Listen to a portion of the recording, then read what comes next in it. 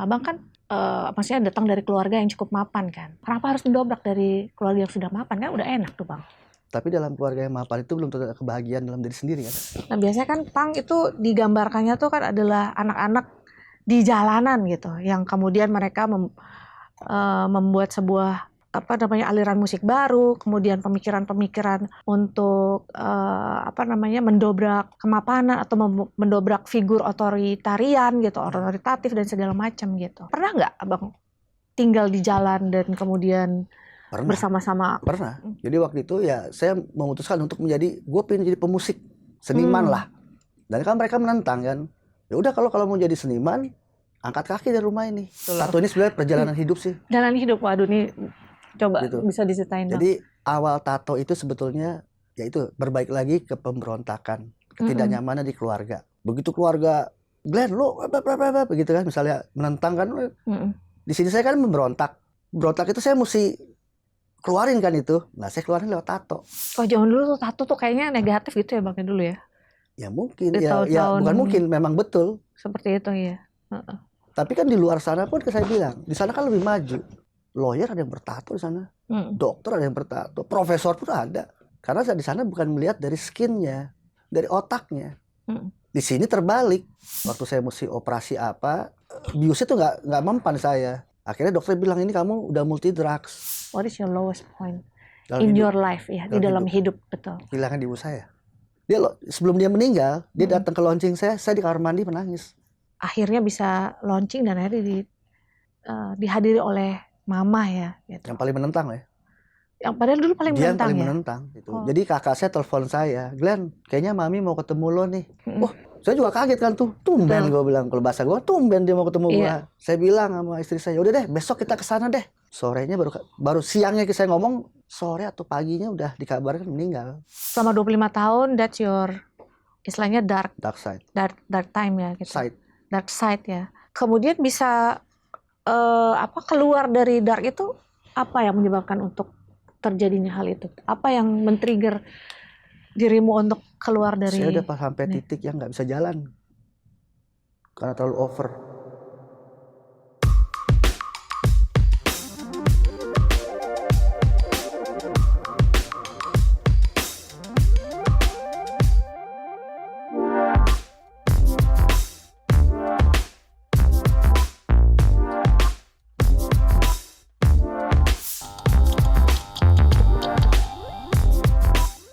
Saya Ayu Tantri, psikolog dan coach Anda.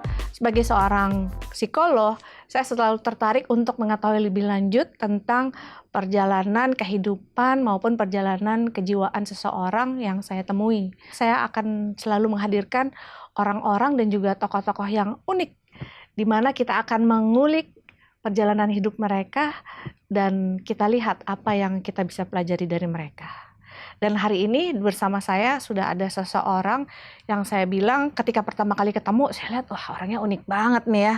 Kayak suatu kali nih harus bikin podcast nih sama beliau nih gitu. Nah tanpa berpanjang-panjang lagi, saya kenalkan kepada abang kita, Abang Glenn. Nah Bang, Anda itu kan unik banget ya, gitu. Setiap kali ketemu tuh sebenarnya saya speechless gitu, terutama with your fashion statement. Malahan menurut saya hari ini bisa dibilang cukup dress down nih. Iya kan? Ya. Cukup dress down nih hari ini nih gitu. Nah, mungkin Abang bisa kenalin diri sendiri deh daripada saya yang jelasin ya kan. Abang sekarang profesinya apa dan kesehariannya ngapain gitu. Oke. Perkenalkan saya Glenn Anthony Nelawan.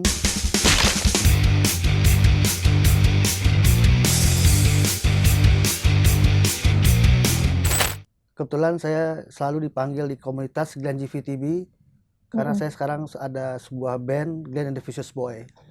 Band apa tuh Bang? Punk rock.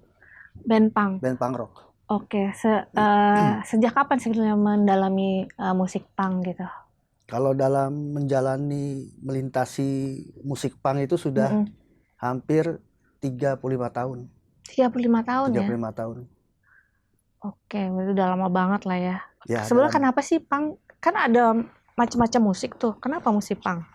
Saya hari ini agak punk banget nih kayaknya. Punk rock, Ramones itu. Iya. Iya, punk itu kalau menurut saya suatu kebebasan sih, berekspresi dalam bentuk apapun, bentuk pakaian, bentuk berbicara, tapi tetap berbicara yang masih bertanggung jawab gitu. Intinya freedom bagi saya.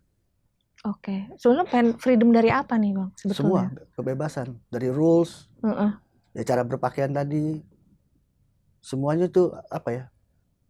Ya merasa bebas aja dari aturan-aturan yang sudah ada. Iya, jadi sebetulnya menekuni punk itu karena kepingin mendobrak gitu ya, atau kepingin lepas gitu dari sebuah kungkungan gitu ya, atau rules, aturan-aturan ya. Terutama aturan apa tuh? Waktu zaman ini kan kalau 35 tahun yang lalu berarti kan masih muda banget ya waktu dulu kan. Gitu. Sekarang kan kira-kira umurnya 35 plus dikit lah ya. Plus dikit kan ya. Jadi kalau gitu startnya masih muda banget gitu. Waktu itu apa sih yang kepingin?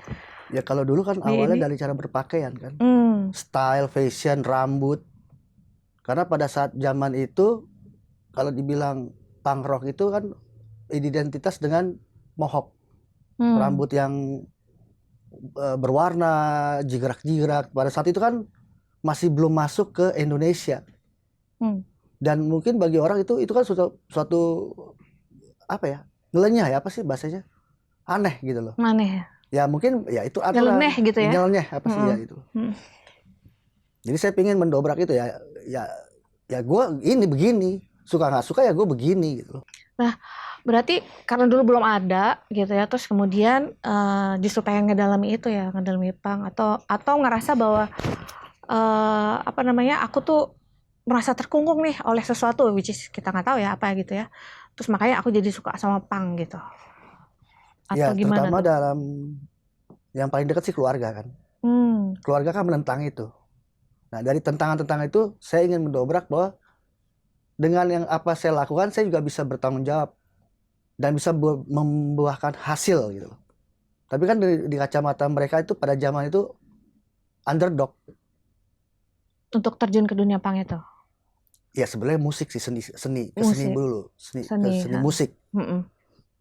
Apalagi saya menjalankan seni musik itu yang alirannya punk itu. Jadi sebetulnya ada apa sih di dalam punk yang sangat menarik buat dirimu Bang? Freedomnya ya? Freedom aja. Kebebasan aja. Kebebasan ya. Berekspresi kan. Dalam lirik, dalam pakaian, fashion. Apa waktu muda dulu nggak punya freedom gitu Bang? Kok sampai I need punk untuk Ya karena itu dari berbalik ke keluarga kan. Saya melakukan ini tentang. Saya melakukan sesuatu hal yang itu dianggap, ini aneh gitu loh. Itu belum punk tuh ya? Belum. Oh belum. Jadi ketika muda, terus kemudian mau melakukan apa-apa ditentang oleh keluarga. Iya, gitu? ini nggak benar, yang ini nggak benar, selalu salah di mata mereka. Gitu. Jadi saya berpikir loh, ya inilah saya gitu kan. Jadi kepinginnya tuh mendobrak apa yang di kungkungan keluarga dan kemudian menemukan punk itu yang ternyata filosofinya adalah kebebasan atau freedom gitu ya. Atau istilahnya apa ya? Kalau yang saya dengar tuh punk itu adalah mendobrak status quo gitu ya. Kemapanan gitu, mendobrak dari kemapanan. Betul. Kayak gitu kan. Nah, yang saya tahu nih ya, Abang kan maksudnya datang dari keluarga yang cukup mapan kan, kayak gitu. Kan banyak orang yang justru kepingin punya keluarga yang mapan gitu. Kenapa harus mendobrak dari keluarga yang sudah mapan? Kan udah enak tuh Bang. Tapi dalam keluarga yang mapan itu belum tentu kebahagiaan dalam diri sendiri kan. Aduh, benar, kebahagiaan berarti ya. Betul. Kuncinya kebahagiaan itu. Ya. Kan hanya mereka lihat luarnya aja. Waktu itu apa tuh yang bikin nggak bahagia tuh Bang? Ya itu peraturan itu. Peraturannya. Seperti kita kan diatur harus makan begini, harus berpakaian begini, bertutur kata begini. Nah itu bagi saya bukan saya gitu loh. Itu bukan saya, nggak bisa dipaksakan. Jiwa saya berontak di situ. Ya nggak tahu kenapa juga gitu loh. Memang udah ada, ya mungkin kalau dibilang darah ya berontak gitu. Jiwa saya berontak kalau saya digituin. Semakin saya digituin, semakin saya berontak. Nah, kemudian akhirnya bertemu dengan punk itu di mana gitu waktu itu? Kebetulan kan waktu tidak itu, ada di Indonesia katanya. Iya, gitu waktu itu kebetulan saya mau disekolahkan di Belanda. Begitu, karena di sini emang saya udah putus sekolah. Saya emang nggak suka sekolah, saya nggak suka pendidikan. Nah itu salah satu saya berontak, rebel saya di situ loh. Nah mereka akhirnya kirim saya untuk sekolah di Belanda. Tapi kan kalau memang kita pergi ke Belanda, sekolah di Belanda itu kan kita harus ada untuk belajar bahasa dulu kan. Betul. Untuk bahasa 1-2 bulan itu kan. Nah disitulah saya menemukan yang satu tongkrongan sama saya, yaitu yang komunitas punkers itu. Nah di situ saya akhirnya loh, bukan saya ingin belajar bahasanya, bukan ingin belajar pendidikannya, saya malah belajar punknya, komunitas punknya, attitude-nya, fashion-nya, musiknya saya pelajari akhirnya. Di situ pertama kali saya menemukan dan rasanya satu misi gitu ya? sama saya gitu loh. Kok kita kayak sama begitu loh. Karena kan mereka lebih maju dulu dong. Iya. Dari side minded itu kan mereka lebih maju. Terus kemudian udah akhirnya merasa cocok aja gitu. Cocok. Iya. Padahal kan sebetulnya ada banyak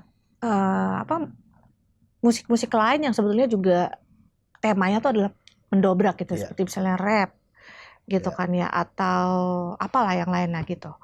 Nah, apakah karena kebetulan aja nongkrong terus ketemu punk, atau emang betul-betul pada saat pencarian itu terus kemudian akhirnya memang yang paling cocok emang itu? Pingin mencari situ. Emang udah jalurnya emang saya pingin freedom, yaitu ke musik punk udah. Mungkin bisa dijelaskan ini Bang, apa sih sebetulnya filosofi? Jadi punk itu sebetulnya hadirnya dari mana? Terus kemudian filosofinya apa kayak gitu? Mungkin punk bisa itu dijelasin. berasal dari daratan Eropa. Sebenarnya punk di Indonesia itu, punk itu kan mereka taunya dari Inggris, England. Tapi sebetulnya cikal bakal punk itu yaitu dari Swedia. Nah itu mereka orang-orang bangsawan. Nah yang saya bilang tadi, mendobrak peraturan yang ada di anarki yang di kerajaan itu. Hierarkinya, iya. Sangat hierarkis lah ya kalau di kerajaan. Harus begini, tata cara makan yang saya bilang, apalagi di kerajaan itu kan. Maka itu ada anarkis kan. Anarkis itu kan dari artinya tidak mau adanya pengakuan akan aturan. Ya itu, pendobrakan itu. Oke. Artinya justru ketika ketemu punk itu kayak klop banget gitu ya, sesuai dengan ya mungkin sama kali ya. Sejiwanya sama. Abang sendiri kayak gitu ya. Abang kan tadi disebutkan bahwa punya sebuah band ya. Terus kalau biasanya musisi tuh menciptakan sebuah lagu tuh itu sesuai dengan apa ya, perjalanan kehidupannya gitu. Nah, ada nggak sebuah lagu yang betul-betul menggambarkan perjalanan kehidupan Abang gitu dari lagu-lagunya JIT? Sebenarnya sih lagu-lagu kita tuh kebanyakan dari sosial masyarakat sekitar aja. Kondisi sosial ya gitu. Misalnya gimana tuh Bang? Iya, pemerintahan. Itu kan memang sosial kan. Rakyat yang tertindas. Tentang apa yang kemarin yang kita buat omnibus tuh, dari Omnibus Law kemarin kita buat. Jadi memang kebanyakan yang kita lihat dari masyarakat dan rakyat, dari diri sendiri malah kurang. Malah kurang ya? Malah kurang. Karena kan kita memang bukan melo, nggak melo gitu. Malah kerasan kita, malah tertempa dengan perjalanan kita di jalan, yang malah tertempa. Malah jadi kuat. Malah yang kita lihat teman-teman yang rakyat di jalan itu. Nah, Abang kan dari keluarga mapan ya.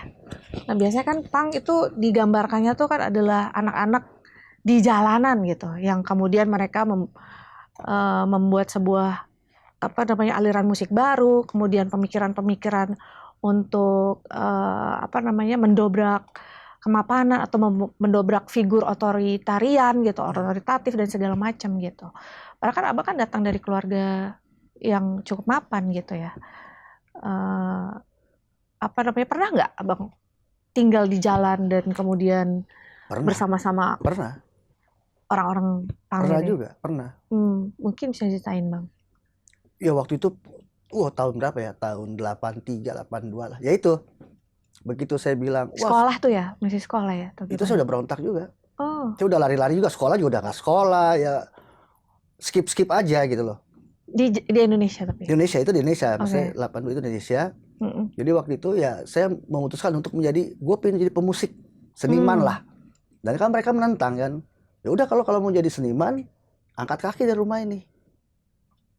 Fasilitas semua putus. Ya saya jalanin. Waktu itu saya tidur mana? Zaman dulu ada namanya PIP Pub.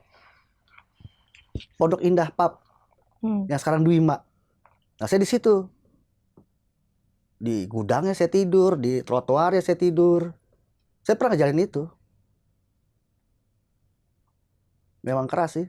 Iya. Kalau memperjuangkan suatu keinginan, ada harga yang harus dibayar ya. Bayar.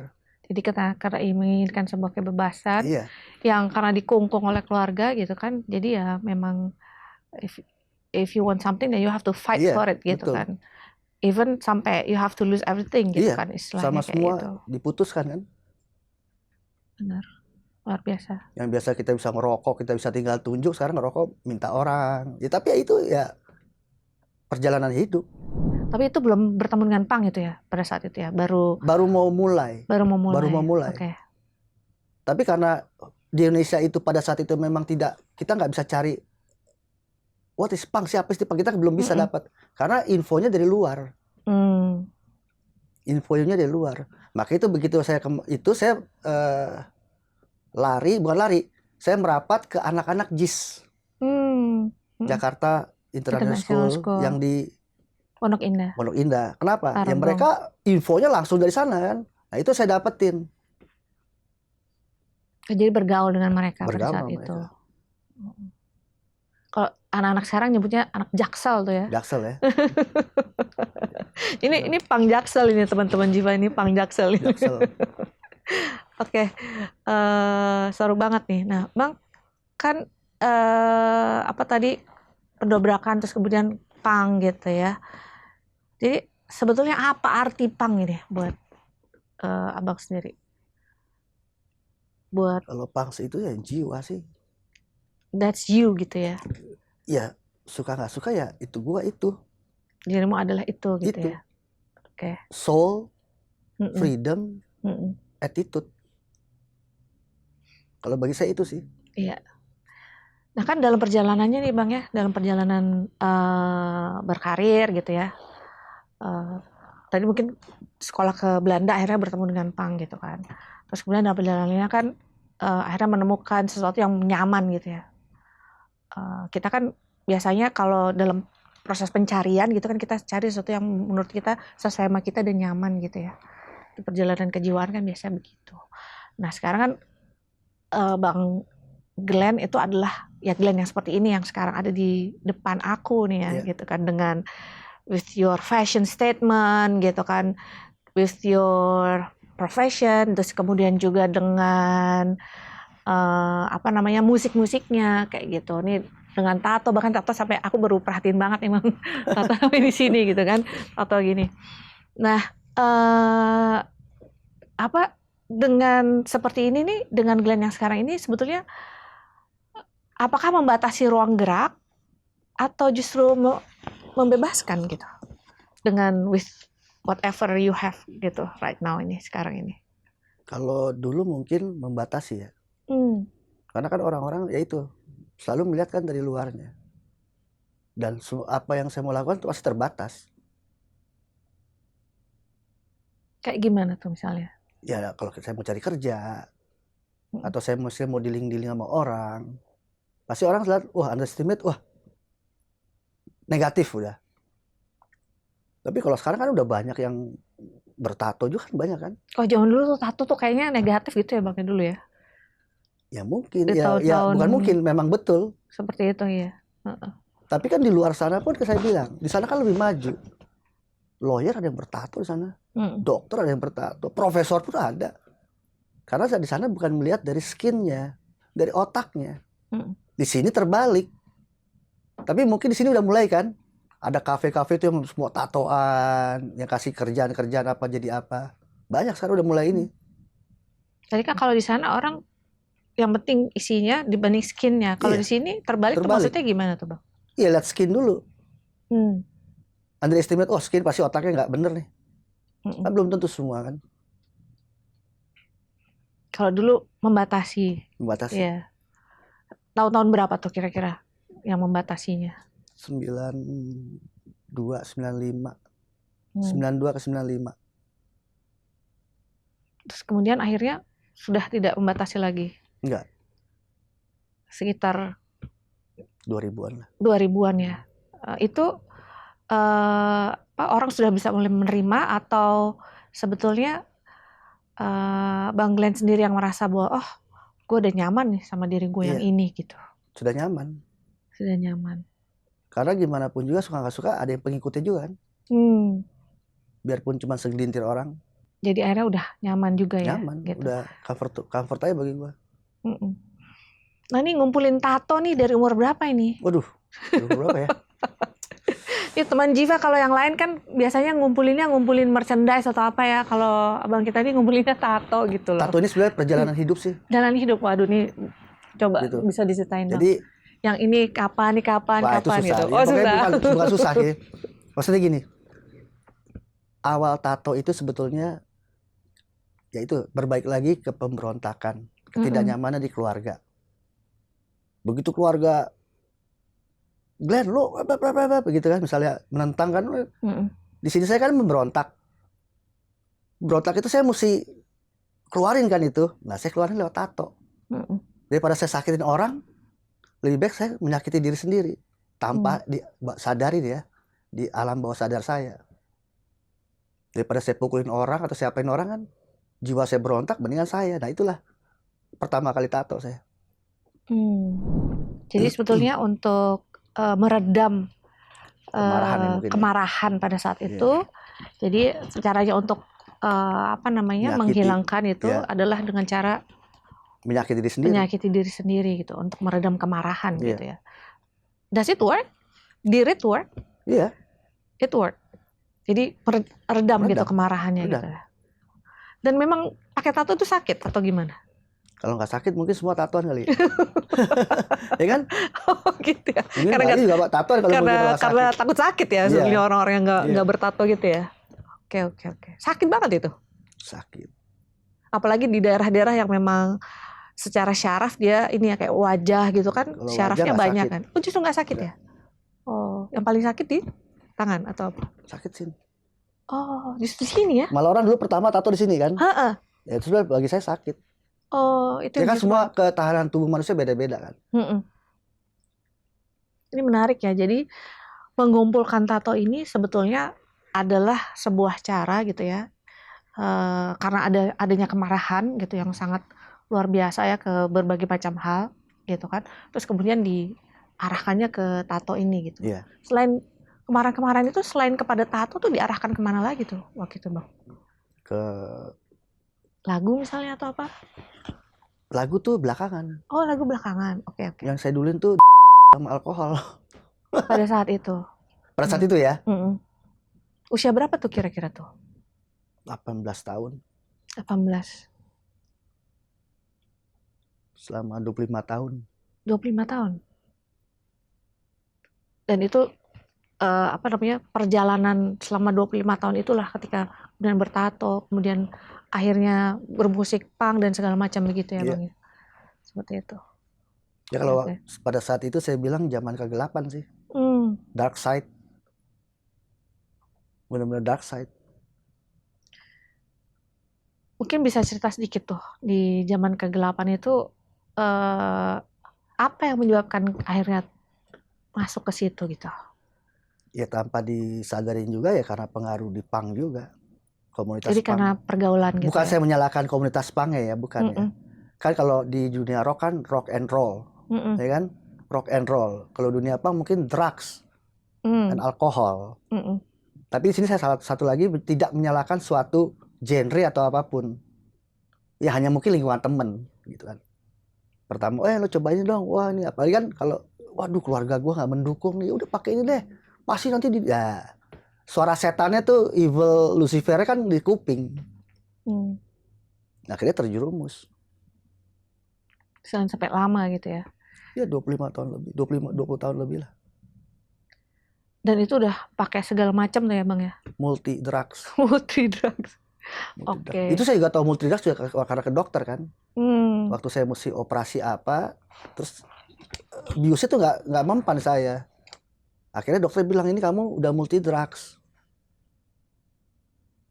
Jadi obat painkiller ditambah saya. Karena tubuh saya udah biasa dengan painkiller dan drugs itu, jadi udah imun. Iya.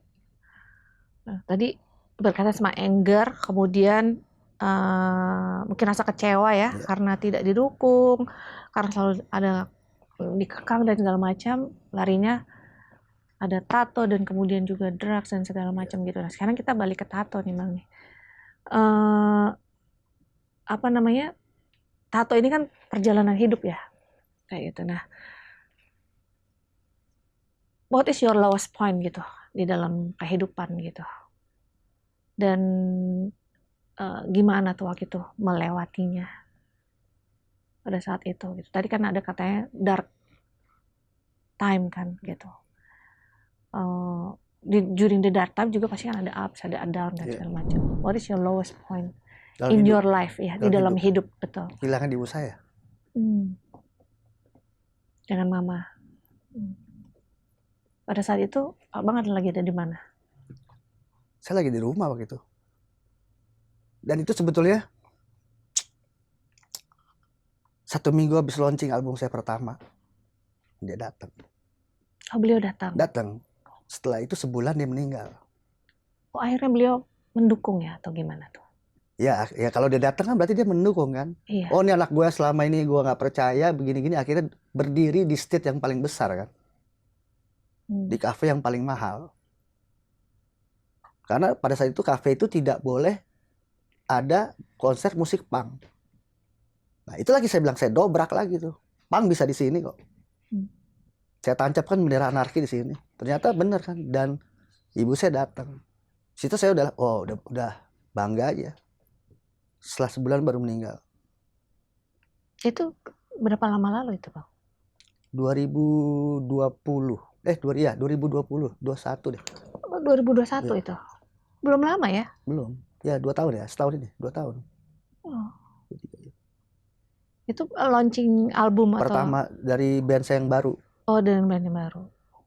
Oke. Yang baru. Setelah sekian lama gitu ya, during your dark time gitu, terus kemudian kembali ke di Indonesia juga ya selama ini kan ya. Terus justru akhirnya bisa launching dan akhirnya dihadiri oleh mama ya. Gitu. Yang paling menentang ya. Yang padahal dulu paling menentang ya. Menentang. Oh, mungkin bisa diceritain dikit gitu Bang. Ya, dulu mama menentangnya gitu, kayak gimana tuh? Ya udah saya mau dibuang lah kan. Udah lo buang nggak berharga di keluarga inilah, perusak lah. Penghancur lah. Hambisin uang kita lah, semuanya. Tapi tetap saya sayang, tetap respect. Datang ke rumah atau gimana? Siapa? Bang Len datang ke rumah, pulang ke rumah gitu atau? Waktu itu ibu saya udah nggak di Indonesia, di Bali. Oh, di Bali. Tinggal di Bali. Oh, tidak di Jakarta ya? Di Bali. Bisa sering datang tetap walaupun jarang, keluarga misalkan jarang menentang gitu, masih datang ke keluarga atau enggak? Atau jarang saya. Jarang ya. Jarang ketemu keluarga tuh ya di masa-masa dari usia-usia pemberontakan itu sampai 25 tahun itu. Ya pokoknya saya selepas saya jarang sih. Hanya terbentuk sebentar waktu saya nikah kan. Ya, pasti kan ada keluarga kan. Setelah itu saya hilang lagi. Jauh lagi gitu. Karena memang dalam kedekatan emosional kita nggak dapet. Susah untuk disatukan. Tadi balik lagi ke mama ya. Tadi padahal udah lama kan ya berjauhan istilahnya gitu, karena beliau sangat menentang gitu atas jalan hidup yang dipilih oleh Bang Glenn ya, bisa dibilang. Tapi kemudian tahun 2021 beliau datang gitu. Pada saat itu bisa ingat nggak, digambarkan nggak perasaan abang waktu itu kayak gimana gitu? Terus tiba-tiba mama ada gitu. Mama bilang nggak kalau mau datang pada saat itu? Nggak bilang. Enggak. Wow. Jadi yang setting tuh kakak saya, yang dan kakak saya juga yang meyakinkan untuk dia datang. Glenn udah tidak seperti dulu. Ya akhirnya kakak saya cerita, kenapa Glenn waktu launching pertama ibu lo bisa datang? Karena gue paksa, gue jelaskan bahwa lo udah nggak begini, nggak begitu gitu. Jadi pengen lihat mungkin secara langsung kan, ternyata kan benar gitu loh. Bahwa dalam dunia ya musik atau apapun bisa membanggakan juga. Ya exciting aja, terharu aja. Terharu ya. Terus kemudian seminggu kemudian mama berpulang. Sebulan. Sebulanan Iya. berpulang. Dan menurut abang itu adalah your lowest point in your life gitu. Padahal sama yang dulu bisa saya bilang sorry, gue maaf nih ngomong nih. Saya ngomong sama kakak saya, kalau ibu saya meninggal saya nggak mau datang, saya nggak mau nangis. Dia datang ke launching saya nangis. Sebelum dia meninggal dia datang ke launching saya di kamar mandi menangis. Terharu ya, apalagi dia meninggal kan. Dia tiba-tiba ada luapan perasaan gitu aja. Waduh, tiba-tiba ngelihat gitu. Iya. Ceritanya gimana tuh bang? Jadi ketika lagi main gitu terus tiba-tiba saya lagi atau gimana tuh? Lagi konferensi pers. Tiba-tiba datang. Saya kaget sih tuh. Itu udah pakai kursi roda sih. Oh, beliau udah pakai kursi roda. Ada sakit beliau ya? Sakit. Dan walaupun udah berjauhan ya selama ini, ternyata arti seorang mama itu sangat besar ya buat abang ya. Gitu. Apakah mungkin sebetulnya abang tuh mendambakan sebetulnya? Iya. Kedekatan gitu dengan keluarga selama ini. Iya benar. Bisa baca ya? Kira-kira bertanya ini sebetulnya. Bisa baca atau bertanya? Iya. Emang benar sih. Kalau dilihat seperti itu sih. Betul. Iya. Kalau bahasa saya begini ya. Saya ingin memeluk dia, tapi dia nggak mau dipeluk. Ini bukan ngejudge ya. Bukan saya membuka aib suatu hubungan. Yang Mbak bilang mendambakan, saya mendambakan pelukan. Tapi pelukan itu nggak pernah saya dapat. Bahkan sampai di akhir beliau ini. Nah ketika beliau datang nih di acara tersebut gitu, sampai kemudian sebulan kemudian beliau baru meninggal. Nah selama sebulan ini apakah kemudian ada kedekatan? Nggak ada. Kayak gitu atau nggak nyamperin ke Bali atau gimana gitu? Nggak, dia udah di Jakarta pada saat itu. Jadi kakak saya telepon saya, Glenn, kayaknya mami mau ketemu lo nih, ya kan? Wah, saya juga kaget kan tuh, tumben gue bilang, kalau bahasa gue tumben dia mau ketemu gue, ya kan? Saya bilang sama istri saya, udah deh, besok kita kesana deh. Sorenya baru siangnya saya ngomong, sore atau paginya udah dikabarkan meninggal. Pagi. Kaget banget tuh ya. Kaget sih. Suatu hal yang dia tidak pernah mau ketemu saya kan. Bukan nggak mau ketemu, maksudnya mami mau ketemu lo tuh Glenn. Suatu hal yang bagi saya kan, hebat dia mau ketemu gua nih. Tapi ya udah, akhirnya saya bilang yuk, udah deh, besok pagi deh atau itu. Ternyata paginya udah meninggal. Nah buat abang Glenn sendiri sebetulnya apa sih arti keluarga gitu? Sebetulnya misalkan ya memang kan selama ini kan sebelum akhirnya kemudian mama datang ya, itu kan ditentang, selalu terjadi rebel, mungkin terjadi friksi gitu di dalam keluarga kayak gitu kan.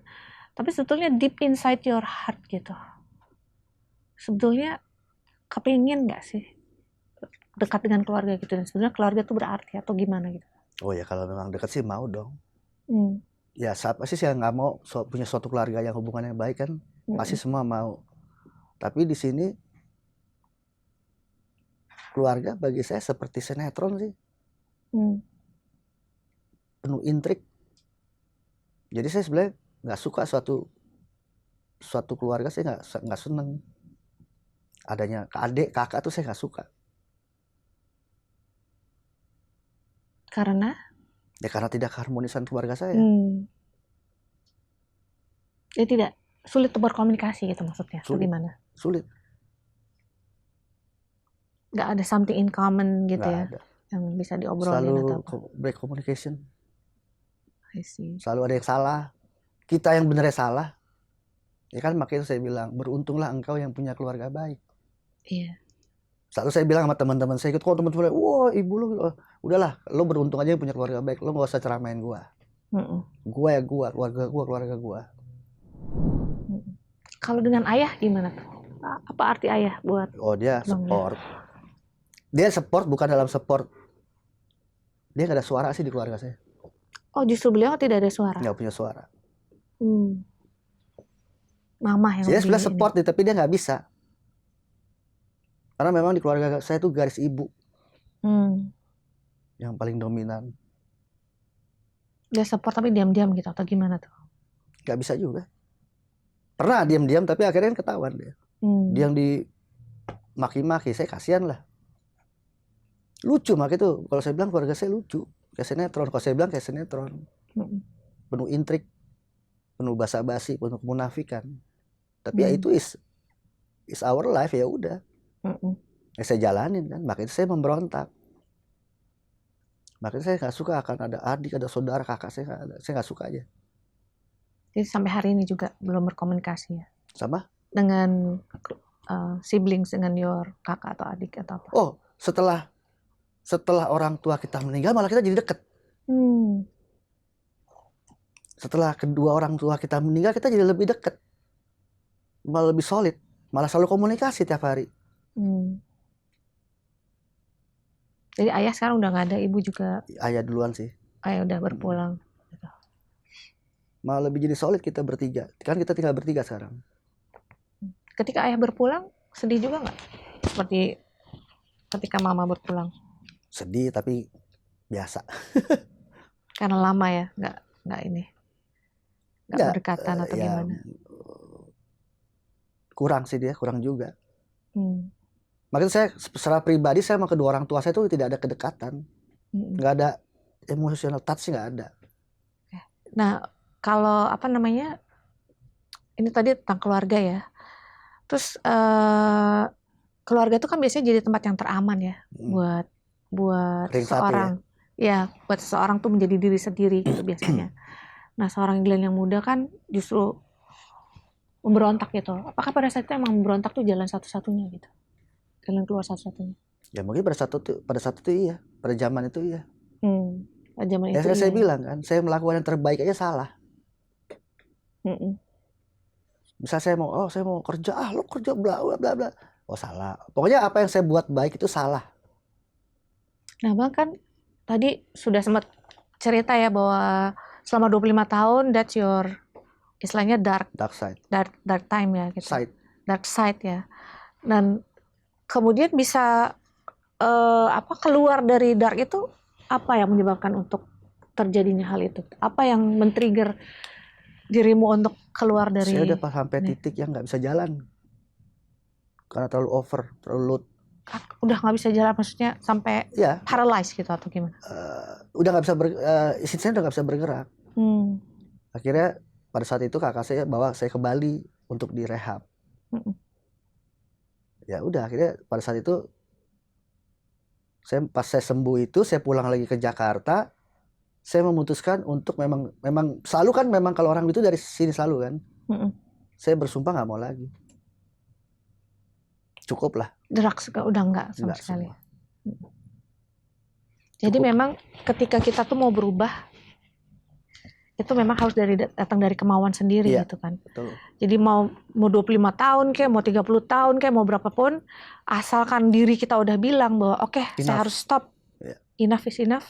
Itu bisa berubah gitu. Bisa. Bang. Contohnya adalah kayak abang ini kan. Bisa. Gitu.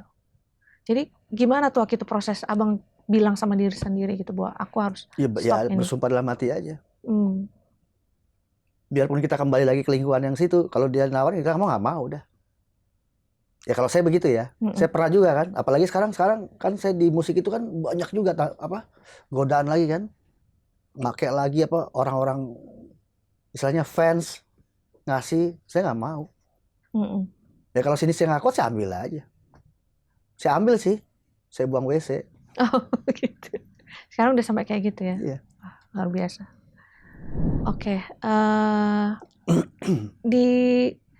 Kalau orang melihat seorang punkers gitu kan, apalagi dengan your fashion statement gitu, apalagi kalau lagi di perform ya kan, itu kan benar-benar very istilahnya rebellious banget kayak gitu kan. Tapi di sebuah pertemuan kita gitu, abang dulu pernah bilang bahwa nggak tega gitu kalau lihat ada orang sedih. Terus kemudian kalau orang membutuhkan bantuan gitu, itu juga biasanya langsung dibantu gitu. Itu kan istilahnya kayak sebuah hal yang bertolak belakang gitu. Sebetulnya gimana tuh abang melihat diri abang sendiri gitu? Ada dua hal Saya itu. nggak bisa lihat orang susah sih. Saya kalau lihat orang susah nangis. Di penampilan yang begini gitu. Saya juga lihat orang itu harus lihat juga. Nggak setiap orang yang belaga susah tuh saya punya feeling nih orang nih bener-bener merana, sedih. Ya pokoknya life-nya sedih. Nah, saya bisa merasakan itu. Dan kalau saya merasakan itu, saya pasti nangis. Di sini saya bukan bilang gue pangnya melo ya. Saya nggak tega aja lihat orang susah aja itu. Kalau saya bisa bantu, saya bantu. Jadi sebenarnya punkers tuh punya hati ya bang ya? Punya justru feeling, sangat punya hati ya sebetulnya.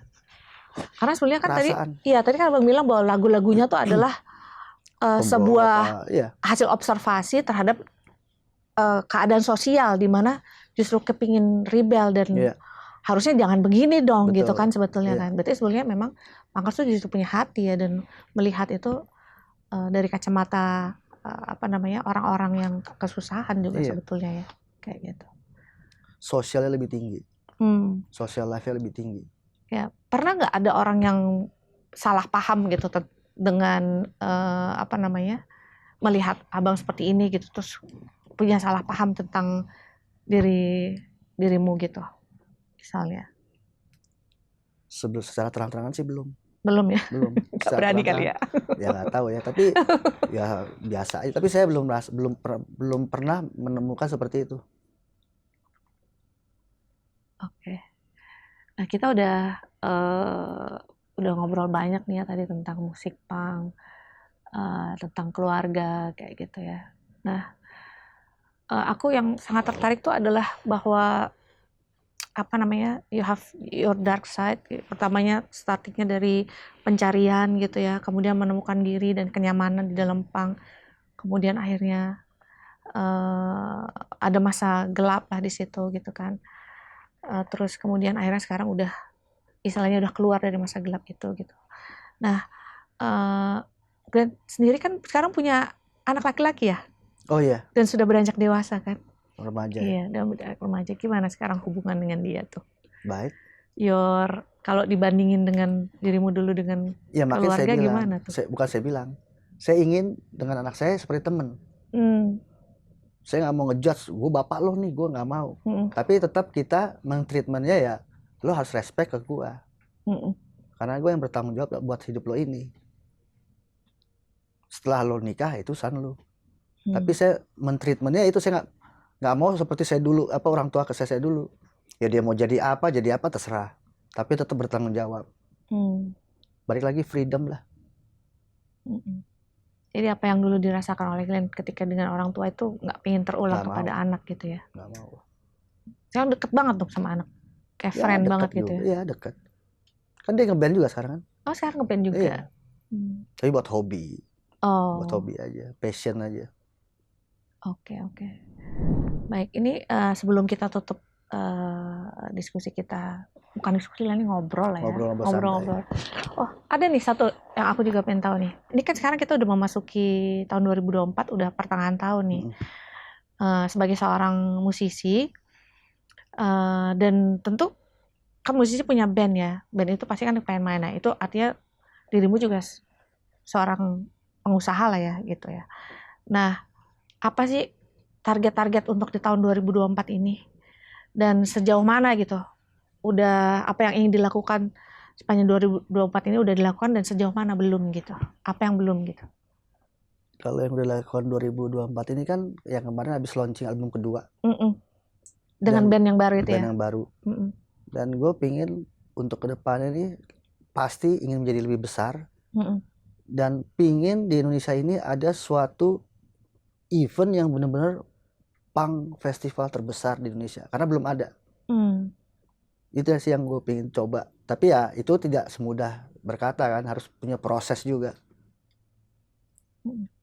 Kan ada orang sering memandang punk itu sesuatu yang tidak positif ya, dalam arti ya rebel, terus nongkrong apa segala macam gitu. Apakah abang punya keinginan gitu untuk merubah pandangan orang terhadap seorang musisi Iya, punk makanya itu. gitu. Jadi di samping itu saya juga mau bilang, mau mengangkat juga bahwa ini punk ini jangan sampai dianggap sebelah mata lagi.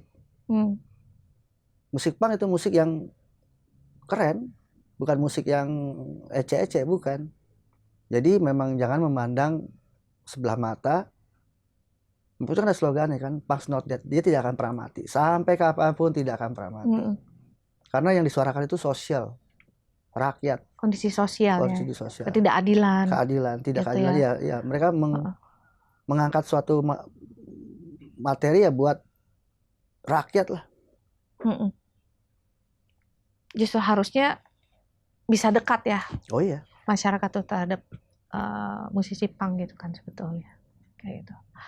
Baik, sebelum kita tutup nih ini hari ini, boleh nggak Bang 3 kata yang menggambarkan tentang Bang Glenn? 3 kata aja. Kalau Bang Glenn pengen orang lain tuh melihat Abang tuh seperti apa? 3 kata. Legend. 1 kata aja. Justru legend. Oke. Gue mati pengen sebagai legend. Pengennya sebagai legend. Legend punk ya. Itu aja. Dan itu yang sedang sekarang usahakan untuk. Oh, dari dulu ya? Dari dulu ya. Makanya itu gue pikir kan waktu 27 kok gue pengen mati nih umur 27 sebagai punk. Gak meninggal. 35 kok gue gak mati ya. Itu pasti dark side tuh. Kok 35 gue gak mati juga ya. Tapi kan sekarang gue tidak ingin mati. Gue ingin hidup 1000 tahun. Gue akan nancapkan band anarki di Indonesia. Sampai gue tua. Ini kan Abang udah melewati berbagai macam proses kehidupan ya. Pencarian diri, pertama pemberontakan terhadap keluarga, pencarian diri, akhirnya ketemu punk, terus masuk ke dalam dark side selama 25 tahun, terus kemudian akhirnya keluar dari itu atas kemauan sendiri, kayak gitu kan.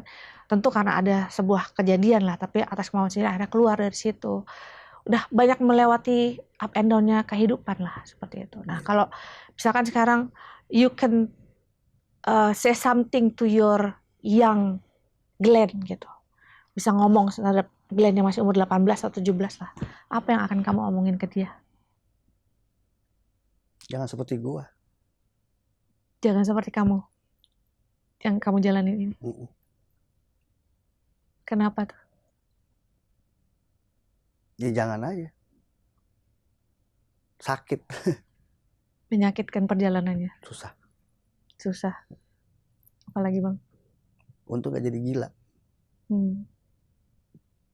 Berat. 45 tahun itu berat. Berat. Yang ngerasain saya sih. Yeah. Jadi biar aja saya ngerasakan. My generation jangan. Jadi jangan, kalau Abang bisa ngomong terhadap Glenn yang masih muda itu, bilang jangan jadi seperti saya. Yeah. Karena prosesnya berat. Ya, menyakitkan, lonely ya. Pasti. Lonely ya. Lonely boy. Lonely. Pasti. Dan sangat banyak kesepian segala macam. Nah, kalau untuk dan pasti butuh perhatian dari rasa sepi itu pasti harus ada. Nah, apakah dengan tato dan segala macam akhirnya perhatian bisa didapatkan gitu Bang? Perhatian maksudnya gimana? Ya tadi kan butuh perhatian ya karena lonely dan segala macam, akhirnya butuh perhatian gitu. Apakah ini adalah perhatian ekspresi dari perhatian yang tanda kutip kan? Kalau saya bilang perhatian yang beda kan. Berbaik lagi, jangan melakukan seperti saya, tapi perhatian yang benar-benar hidup normal. Perhatian yang normal aja, yang as usually sehari-hari aja. Oke. Karena kan selama 45 tahun saya nggak dapat perhatian. Dari keluarga atau dari keluarga? Dari pasangan? Saya nggak punya pasangan. Oh, sekarang? Pada saat itu? Pada saat itu? Saya nggak punya pasangan. Nggak punya pasangan juga. Adanya keluarga satu-satunya yang dekat anak ya sekarang ya. Oke, mungkin ada pesan-pesan dikit. Kalau sekarang saya ada pasangan. Oh, oke. Kalau sekarang ada. Bagus dong ya, berarti udah ada yang memperhatikan dan segala macam. Nah, mungkin ada sedikit apa ya kata-kata gitu buat anak-anak muda zaman sekarang, baik untuk yang berkaitan dengan bidang musik maupun yang enggak gitu. Apa? Kalau dalam jalur saya up the punk sih. Hmm. Punk is never ending, punk is elite. Selalu itu aja deh. Nggak akan pernah. Untuk anak-anak muda gitu, Iya, terus berjuang aja. terus berjuang. Fokus. Karena suatu saat pasti akan menemukan apa yang diimpikan. Ya kayak sekarang kan saya 45 tahun berjuang, akhirnya mulai dengan band saya ini saya mulai terasa. Oh, akhirnya sampai di titik ini juga ya saya. Ya, udah mendapatkan penghargaan dari orang, mendapatkan recognition gitu kan, mendapatkan perhatian juga. Semuanya udah dapat. Terlebih-lebih yang itu lagi, yang ibu saya datang kan itu suatu hal yang tertinggi kan, daripada orang-orang lain. Akhirnya dia mengakui juga kan. Iya, itu statement yang paling the highest point of your life. Gitu. Oke. Baik, terima kasih sama-sama Bang Glenn, udah kita ngobrol-ngobrol hari ini, banyak banget yang udah dari yang aku nggak tahu nih ya, terus bisa jadi banyak tahu gitu, dan ada banyak pembelajaran juga yang bisa kita dapatkan di hari ini ya. Baik, teman Jiva, sebelum kita tutup hari ini, apa yang sudah kita obrolin sama Bang Glenn tadi, ada banyak hal yang bisa kita pelajari ya, bahwa walaupun kita udah sejatuh apapun atau kita sudah terpuruk sekalipun, ketika kita berkata pada diri kita sendiri bahwa kita mau keluar dari hal tersebut dan menjadi lebih baik, dan itu semua harus datang dari diri kita sendiri, dan ternyata itu bisa dilakukan gitu ya. Dan kemudian satu lagi adalah bahwa jangan melihat orang tuh hanya dari kulitnya gitu, kalau menurut Bang Glenn tadi, bahwa justru harus melihat orang tuh dari isinya. Nah, kulit itu adalah ya semacam representasi atau ekspresi aja dari sebuah apa yang menjadi buah pikiran, seperti itu. Baik, terima kasih teman Jiva, dan sampai ketemu lagi di podcast-podcast berikutnya. Salam.